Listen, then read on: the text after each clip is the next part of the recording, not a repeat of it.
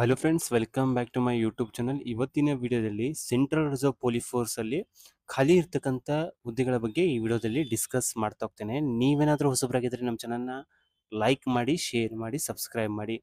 ಇಲ್ಲಿ ಯಾವೆಲ್ಲ ಹುದ್ದೆಗಳು ಖಾಲಿ ಇದಾವೆ, ಯಾವೊಂದು ಡೇಟಿಂದ ಯಾವೊಂದು ಡೇಟ್ ತನಕ ಈ ಒಂದು ಹುದ್ದೆಗಳಿಗೆ ಆನ್ಲೈನ್ ಅಪ್ಲಿಕೇಶನ್ ಸಲ್ಲಿಸ್ಬೋದು ಅಂತ ಈ ವಿಡಿಯೋದಲ್ಲಿ ಮಾಹಿತಿ ಕೊಡ್ತಾ ಹೋಗ್ತೇನೆ. ಇಲ್ಲಿ ಫಸ್ಟಿಗೆ ಬಂದ್ಬಿಟ್ಟು ಈ ಒಂದು ಇಲ್ಲಿ ಯಾವ್ದಾವ್ದು ಪೋಸ್ಟ್ಗಳು ಖಾಲಿದಾವೆ ಅಂತ ಬಂದ್ರೆ ಇಲ್ಲಿ ಟೆಕ್ನಿಕಲ್ ಟ್ರೇಡ್ಸ್ಮೆನ್ ಮತ್ತೆ ಪಾಯ್ನರ್ ಹುದ್ದೆಗಳು ಖಾಲಿದಾವೆ.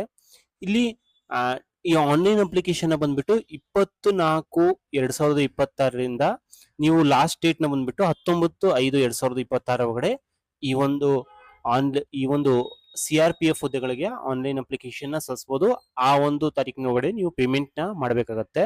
ಇಲ್ಲಿ ಟೋಟಲ್ ಹುದ್ದೆಗಳು ಬಂದ್ರೆ ಇಲ್ಲಿ ವೇಕೆನ್ಸೀಸ್ ಬಂದ್ರೆ ಇಲ್ಲಿ ಕಾನ್ಸ್ಟೇಬಲ್ ಟೆಕ್ನಿಕಲ್ ಅಂಡ್ ಟ್ರೇಡ್ಸ್ಮೆನ್ ಹುದ್ದೆಗಳು ಬಂದ್ಬಿಟ್ಟು 9,175 ಹುದ್ದೆಗಳಿದಾವೆ. ಅದರಲ್ಲಿ ಮೇಲ್ನ ಪೋಸ್ಟ್ಗಳು ಬಂದ್ಬಿಟ್ಟು 9,096 ಹುದ್ದೆಗಳಿದಾವೆ. ಫಿಮೇಲ್ಗೆ 79 ಪೋಸ್ಟ್ಗಳು ಖಾಲಿದಾವೆ. ಇಲ್ಲಿ ಪಾಯ್ನರ್ ವಿಂಗ್ ಗಳಿಗೆ ಬಂದ್ರೆ ನಿಮ್ಗೆ 20 ಮೇಲ್ ವೇಕೆನ್ಸೀಸ್ ಅಷ್ಟೇ ಇದಾವೆ. ಇದ್ರ ಫಿಮೇಲ್ ಈ ಒಂದು ಹುದ್ದೆಗಳಿಗೆ ಅಪ್ಲೈ ಮಾಡೋದಕ್ಕೆ ಬರಲ್ಲ. ಮ್ಯಾಸನಿಗೆ ಬಂದ್ರೆ 13 ಪೋಸ್ಟ್ಗಳಿದಾವೆ. ಎಲೆಕ್ಟ್ರಿಷಿಯನ್ ಬಂದು ಈ 7 ಪೋಸ್ಟ್ಗಳಿದಾವೆ. ಇಲ್ಲಿ ನೀವು ಎಷ್ಟೆಷ್ಟು ಕ್ಯಾಟಗರಿಗೆ ಎಷ್ಟೆಷ್ಟು ಪೋಸ್ಟ್ಗಳಿದಾವೆ ಅಂತ ಇಲ್ಲಿ ನೋಡಬಹುದು. ಇಲ್ಲಿ ನೆಕ್ಸ್ಟ್ ಬಂದ್ರೆ ಈ ಒಂದು ಹುದ್ದೆಗಳಿಗೆ ಯಾರೆಲ್ಲ ಅಪ್ಲೈ ಮಾಡಬಹುದು ಅಂತಂದ್ರೆ ಇಂಡಿಯನ್ ಸಿಟಿಸನ್ ಆದರೂ ಒಂದು ಅಪ್ಲೈ ಮಾಡಬಹುದು. ಇಲ್ಲಿ ಏಜ್ ಲಿಮಿಟ್ ಇದೆ. ಇಲ್ಲಿ ಕಾನ್ಸ್ಟೇಬಲ್ ಡ್ರೈವರ್ ಹುದ್ದೆಗಳಿಗೆ ಬಂದ್ರೆ ಇಲ್ಲಿ 21ರಿಂದ 27 ವರ್ಷ ತನಕ ಈ ಒಂದು ಕಾನ್ಸ್ಟೇಬಲ್ ಡ್ರೈವರ್ ಹುದ್ದೆಗಳಿಗೆ ಅಪ್ಲೈ ಮಾಡಬಹುದು. ಇಲ್ಲಿ ಕಾನ್ಸ್ಟೇಬಲ್ ಬಂದ್ಬಿಟ್ಟು motor mechanic vehicle, cobbler, carpenter, tailor, brass band, pipe band, gardener, bugler, painter, cook, barber cum hair dresser, washerman, ಸಫಾಯಿ ಕರ್ಮಚಾರಿ, ಪ್ಲಂಬರ್, ಎಲೆಕ್ಟ್ರಿಷಿಯನ್ ಬಂದ್ರೆ 18ರಿಂದ 23 ವರ್ಷದೊಳಗಡೆ ಇರ್ಬೇಕತ್ತೆ. ಇಲ್ಲಿ ಕಾನ್ಸ್ಟೇಬಲ್ ಡ್ರೈವರಿಗೆ ಬಂದು ಈ ಒಂದು ಡೇಟ್ ಆಫ್ ಬರ್ತ್ ಇಂದ ಈ ಒಂದು ಡೇಟ್ ಆಫ್ ಬರ್ತ್ ತನಕ ಇರ್ಬೇಕಾಗತ್ತೆ. ಇಲ್ಲಿ ಇದು ಕಾನ್ಸ್ಟೇಬಲ್ ಬಂದ್ಬಿಟ್ರೆ ಇಲ್ಲಿ 2/1/2003 1/1/2008 ಒಳಗಡೆ ಈ ಡೇಟ್ ಆಫ್ ಬರ್ತ್ ನ ಇರ್ಬೇಕತ್ತೆ. ಹಾಗೆ ಏನಂತಂದ್ರೆ ಏಜ್ ರಿಲ್ಯಾಕ್ಸೇಷನ್ ಇರುತ್ತೆ.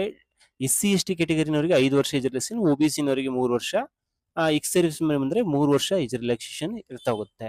ಈ ಎಜುಕೇಶನ್ ಕ್ವಾಲಿಫಿಕೇಶನ್ ಬಂದ್ರೆ ಇಲ್ಲಿ ಡ್ರೈವರ್ ಹುದ್ದೆಗಳಿಗೆ ಯಾವೊಂದು ವಿದ್ಯಾರ್ಹತೆ ಬೇಕು ಅಂತ ಬಂದ್ರೆ ಇಲ್ಲಿ ಎಜುಕೇಶನ್ ಕ್ವಾಲಿಫಿಕೇಶನ್ ಬಂದು ಮಿನಿಮಮ್ ಮ್ಯಾಟ್ರಿಕ್ಯುಲೇಷನ್ ಆಗಿರ್ಬೇಕತ್ತೆ. ಯಾವುದೇ ಒಂದು ಬೋರ್ಡ್ ಇಂದ ಸೆಂಟ್ರಲ್ ಅಥವಾ ಸ್ಟೇಟ್ ಗೌರ್ಮೆಂಟ್ SSLC ಆಗಿರ್ಬೇಕತ್ತೆ. ಟೆಕ್ನಿಕಲ್ ಕ್ವಾಲಿಫಿಕೇಶನ್ ಬಂದ್ರೆ ಆ ಡ್ರೈವರ್ ಹುದ್ದೆಗಳಿಗೆ ಸಲ್ಲಿಸಬೇಕಂತಂದ್ರೆ HTV ಲೈಸೆನ್ಸ್ ಅಂದ್ರೆ ಹೆವಿ ಟ್ರಾನ್ಸ್ಪೋರ್ಟ್ ಡ್ರೈವಿಂಗ್ ಲೈಸೆನ್ಸ್ ಇದ್ರೆ ಅವರು ಅಪ್ಲೈ ಮಾಡಬಹುದು.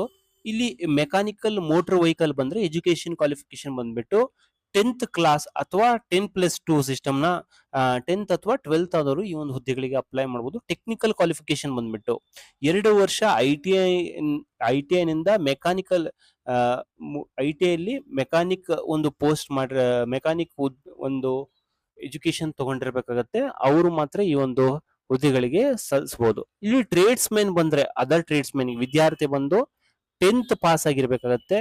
ಅಲ್ಲಿ ಯಾವೊಂದು ಟ್ರೇಡ್ ಹೇಳ್ತಾ ಹೋಗ್ತಾರ ಆ ಒಂದು ಟ್ರೇಡ್ ಅಲ್ಲಿ ಏನಂತಂದ್ರೆ ಒಂದು ಪ್ರೊಫಿಷಿಯನ್ಸಿ ಇರಬೇಕು, ಮತ್ತೆ ಆ ಟ್ರೇಡ್ ಅಲ್ಲಿ ವರ್ಕ್ ಮಾಡಿರ್ತಕ್ಕಂಥ ಅನುಭವ ಇರಬೇಕಾಗತ್ತೆ.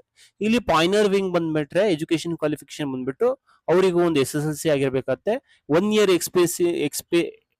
Experience in respective trade. ಯಾವೊಂದು ಟ್ರೇಡ್ ಮ್ಯಾಸನರಿ ಅಥವಾ ಎಲೆಕ್ಟ್ರಿಷಿಯನ್ ಟ್ರೇಡ್ ಅಲ್ಲಿ ಏನಂತಂದ್ರೆ 1 ಇಯರ್ ಎಕ್ಸ್ಪೀರಿಯನ್ಸ್ ಇರಬೇಕಾಗತ್ತೆ. ಇಲ್ಲಿ ಅಪ್ಲಿಕೇಶನ್ ಫೀನ ಬಂದ್ರೆ 100 ರೂಪಾಯಿ ಫೀನ ಪೇಮೆಂಟ್ ಮಾಡಬೇಕಾಗುತ್ತೆ. ಜನರಲ್ಲು ಮತ್ತೆ OBC ಕ್ಯಾಟಗರಿ ಅವರು ಬಂದು ಮೇಲ್ ಕ್ಯಾಂಡಿಡೇಟ್ಸ್ ಬಂದು, ಫಿಮೇಲ್ ಕ್ಯಾಂಡಿಡೇಟ್ಸ್ ಗೆ ಯಾವುದೇ ತರಹದ ಫೀಸ್ ಇಲ್ಲ. SC/ST ಕ್ಯಾಂಡಿಡೇಟ್ಸ್ ಗಳಿಗೆ ಯಾವುದೇ ತರಹದ ಎಕ್ಸ್ ಗಳಿಗೂ ಯಾವುದೇ ತರ ಫೀ ಪೇಮೆಂಟ್ ಮಾಡುವ ಹಾಗೆ ಇಲ್ಲ.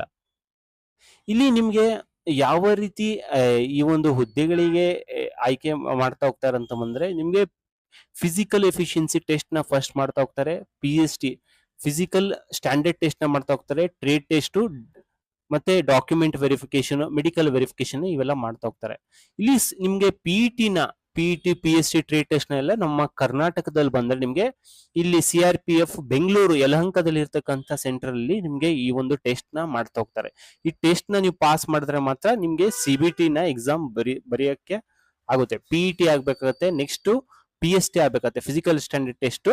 ಆಮೇಲೆ ಏನಂತಂದ್ರೆ ಟ್ರೇಡ್ ಟೆಸ್ಟ್ ಇರುತ್ತೆ, ಆಮೇಲೆ CBT ಟೆಸ್ಟ್ ಇರ್ತಾ ಹೋಗುತ್ತೆ. CBT ಟೆಸ್ಟ್ ನ ಬಂದ್ಬಿಟ್ಟು ಯಾವ ರೀತಿ ಇರುತ್ತೆ ಅಂತಂದು, ಫಸ್ಟ್ ಗೆ ಫಿಸಿಕಲ್ ಎಫಿಷಿಯನ್ಸಿ ಟೆಸ್ಟ್ ನ ಕ್ಲಿಯರ್ ಮಾಡ್ಬೇಕಾಗತ್ತೆ. ಫಿಸಿಕಲ್ ಎಫಿಷಿಯನ್ಸಿ ಟೆಸ್ಟ್ ಯಾವ ರೀತಿ ಇರುತ್ತೆ, ಟೆಕ್ನಿಕಲ್ ಮತ್ತೆ ಟ್ರೇಡ್ಸ್ ಗೆ ಬಂದ್ರೆ ಈ driver, motor mechanic vehicle, gardener, painter, city carpenter, brass band, pipe band, cobbler ಇವರಿಗೆ ಬಂದು 5 ಕಿಲೋಮೀಟರ್ 24 ನಿಮಿಷದಲ್ಲಿ ಕ್ರಮಿಸಬೇಕಾಗುತ್ತೆ. ಅದೇ ತರ ಫಿಮೇಲ್ ಬಂದ್ಬಿಟ್ಟು 1.6 ಕಿಲೋಮೀಟರ್ 8.5 ನಿಮಿಷದಲ್ಲಿ ಕ್ರಮಿಸಬೇಕಾಗತ್ತೆ. ಫಿಸಿಕಲ್ ಎಫಿಷಿಯನ್ಸಿ ಟೆಸ್ಟ್ ನ ಫಸ್ಟ್ ಕ್ಲಿಯರ್ ಮಾಡಬೇಕಾಗತ್ತೆ. ಇಲ್ಲಿ city cook, water career, city barber, hair dresser ಅವ್ರು ಬಂದ್ಬಿಟ್ಟು 1.6 ಕಿಲೋಮೀಟರ್ 10 ನಿಮಿಷದಲ್ಲಿ, 1.6 ಕಿಲೋಮೀಟರ್ 12 ಮಿನಿಟ್ಸ್ ಅಲ್ಲಿ. ಅದೇ ತರ ಪಾಯ್ನರ್ ವಿಂಗ್ ಬಂದ್ರೆ ಮ್ಯಾಸನ್ ಮತ್ತೆ ಎಲೆಕ್ಟ್ರಿಷಿಯನ್ ಬಂದು 1.6 ಕಿಲೋಮೀಟರ್ 9 ನಿಮಿಷದಲ್ಲಿ ಕ್ರಮಿಸಬೇಕಾಗತ್ತೆ. ಫಿಸಿಕಲ್ ಎಫಿಷಿಯನ್ಸಿ ಟೆಸ್ಟ್ ಯಾವ ರೀತಿ ಇರುತ್ತೆ ಅಂತ ಹೇಳಿದ್ದೇನೆ. ಇಲ್ಲಿ ಫಿಸಿಕಲ್ ಸ್ಟ್ಯಾಂಡರ್ಡ್ ಟೆಸ್ಟ್ ಏನಂತಂದ್ರೆ, ಫಿಸಿಕಲ್ ಸ್ಟ್ಯಾಂಡರ್ಡ್ ಟೆಸ್ಟ್ ಅಲ್ಲಿ ಏನಂತಂದ್ರೆ ಇಂತಿಷ್ಟು ಹೈಟ್ ಇರಬೇಕು, ಇಂತಿಷ್ಟು ಇರ್ಬೇಕಂತಂದು ಇರುತ್ತೆ. ಇಲ್ಲಿ ಹೈಟ್ ಅಲ್ಲಿ ಬಂದ್ರೆ ನಿಮಗೆ ಮೇಲ್ ಬಂದ್ರೆ 170 ಸೆಂಟಿಮೀಟರ್ಸ್ ಇರ್ಬೇಕಾಗತ್ತೆ. ಫಿಮೇಲ್ ಬಂದ್ರೆ 157 ಸೆಂಟಿಮೀಟರ್ ಮಿನಿಮಮ್ ಇರಬೇಕಾಗತ್ತೆ. ಅಂತವ್ರು ಫಿಸಿಕಲ್ ಸ್ಟ್ಯಾಂಡರ್ಡ್ ಟೆಸ್ಟ್ ನ ಕ್ವಾಲಿಫೈ ಮಾಡಬಹುದು. ಕೆಲವೊಂದು ರಿಲ್ಯಾಕ್ಸೇಷನ್ ಇರುತ್ತೆ SC ನವರಿಗೆ, ST ನವರಿಗೆ ಕೆಲವೊಂದು ರಿಲ್ಯಾಕ್ಸೇಷನ್ಸ್ ಇದೆ, ಇಲ್ಲಿ ನೀವು ನೋಡಬಹುದು.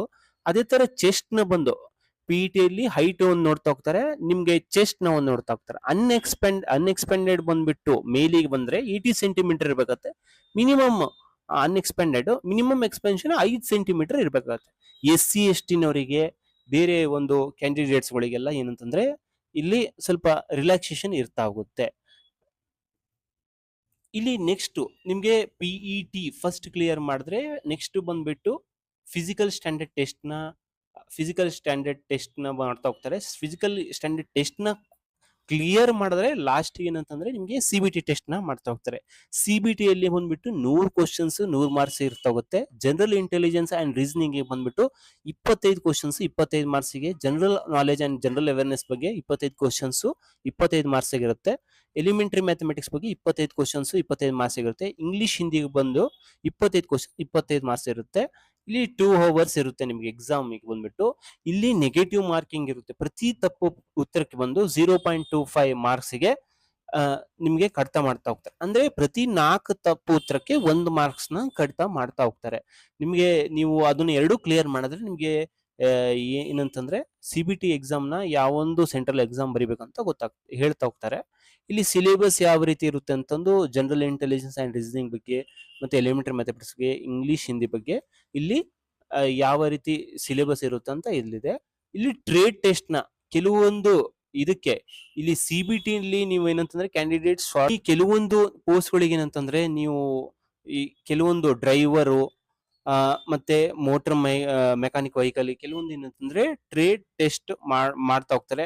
ಡ್ರೈವರಿಗೆ ಬಂದ್ರೆ ನೋಡ್ರಿ, ಯಾವ ಒಂದು ಟ್ರೇಡ್ ಟೆಸ್ಟ್ ನಲ್ಲಿ ಏನೇನು ಡ್ರೈವಿಂಗ್ ಬಗ್ಗೆ ನಾಲೆಜ್ ಇರ್ಬೇಕತ್ತೆ, ಹ್ಯಾಂಡ್ಲಿಂಗ್ ಡ್ರೈವಿಂಗ್, ಪಾರ್ಕಿಂಗ್ ಯಾವ ರೀತಿ ಮಾಡ್ತಾರೆ, ಲೈಟ್ ಮತ್ತೆ ಹೆವಿ ವೆಹಿಕಲ್ ನ ಒಂದು ಟ್ರೇಡ್ ಟೆಸ್ಟ್ ನ ಮಾಡ್ತಾ ಹೋಗ್ತಾರೆ. ಮೋಟರ್ ಮೆಕ್ಯಾನಿಕ್ ವೆಹಿಕಲ್ ಯಾವ ರೀತಿ ಒಂದು ಟ್ರೇಡ್ ಟೆಸ್ಟ್ ಇರುತ್ತೆ, ಬರ್ಗ್ಲರಿಗೆ, ಟೈಲರಿಗೆ ಯಾವ ತರ ಒಂದಿರುತ್ತೆ, ಕಾಬ್ಲರ್ ಅಂದ್ರೆ ಕಾರ್ಪೆಂಟರ್ಗೆ, ಪೇಂಟರಿಗೆ ಯಾವ ರೀತಿ ಒಂದು ಟ್ರೇಡ್ ಟೆಸ್ಟ್ ನ ಮಾಡ್ತಾ ಹೋಗ್ತಾರೆ ಅಂತಂದು ಇಲ್ಲೆಲ್ಲ ಡೀಟೇಲ್ ಇದೆ.